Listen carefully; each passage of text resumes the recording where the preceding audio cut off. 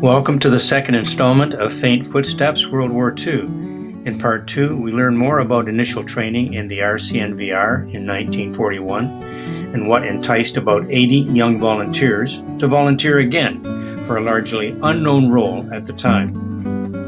In June 1941, at age 20, my father, Gord Harrison of Norwich, Ontario, started training with the Royal Canadian Navy Volunteer Reserve, or Wavy Navy, in Hamilton. It was no piece of cake. In Navy Memoirs, he says, rifle drill, route marches, frog hopping, up hills with 60-pound sacks on our back, gunnery skills, everything done on the double.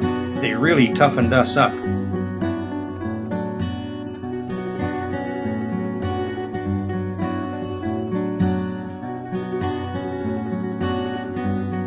An American recruit, known as Alabama, couldn't handle it well and was discharged after going AWOL, but Dad and Burrow McIntyre and many mates persevered. In October 1941, they were posted to Halifax for more drills and instruction, but not before the 80 of us did a march through Hamilton, led by our mascot, a Great Dane, and headed by a band, Dad writes.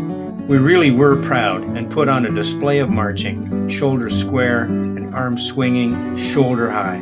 Thousands watched, and we were roundly cheered and applauded.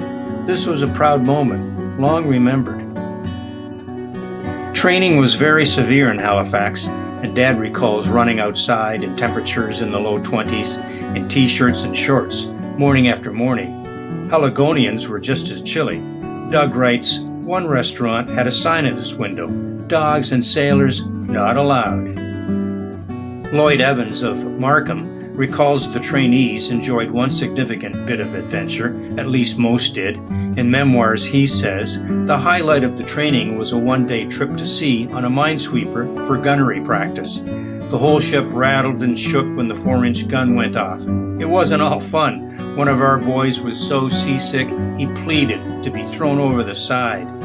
The Effingham Division, including my father, volunteered for mostly unknown duties in late 1941, but not with the RCNVR. British commands directed their training activities and participation in significant raids and invasions during the next 2 years. Why volunteer for unknown duties? Higher pay? Not likely. Money is seldom mentioned in veterans' stories. My father writes, one day we heard a mess deck buzz or rumor that the Navy was looking for volunteers for special duties overseas, 9 days leave thrown in. Which Navy or what duties, he does not say, but Christmas was close at hand, so 9 days off would turn many ahead for sure. Al Kirby of Woodstock recalls something else enticing about overseas duties. He writes, I was finishing my torpedo course in Halifax when I saw a notice asking for volunteers to train with the Royal Navy for hazardous duties on small craft. I immediately thought motor torpedo boats. That sounded very exciting to a 17-year-old boy, so I applied. The only qualification was that you be single and warm. Perhaps youthful enthusiasm and easy qualifications helped lure a few volunteers, and my father also recalls the following. Almost to a man, those who had enlisted at Hamilton volunteered for the unknown. We had, over a period of 6 months, got to know each other very well and were swayed greatly in our decision by the fact that it seemed an excellent way to stay together. So, come what may, we informed our petty officer and we were given 9 days leave. I wrote my mother that I would be home for Christmas and we all boarded the milk train from Halifax to Toronto. The story excerpts are from an article that appeared in the Norwich Gazette on December 21st, 1994. It was written jointly by my parents, Doug and Edith Harrison. The sailors had volunteered for combined operations. Their new commander was Lord Louis Mountbatten, HQ, London, England.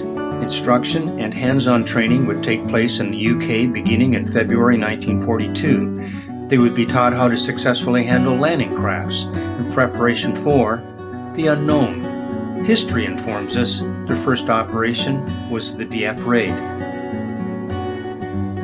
Here we see a handful of young sailors kicking the tires on a landing craft mechanized, or LCM. The location is HMS Quebec, the Combined Operations #1 training camp near Inverary, Scotland. More videos and news columns will follow.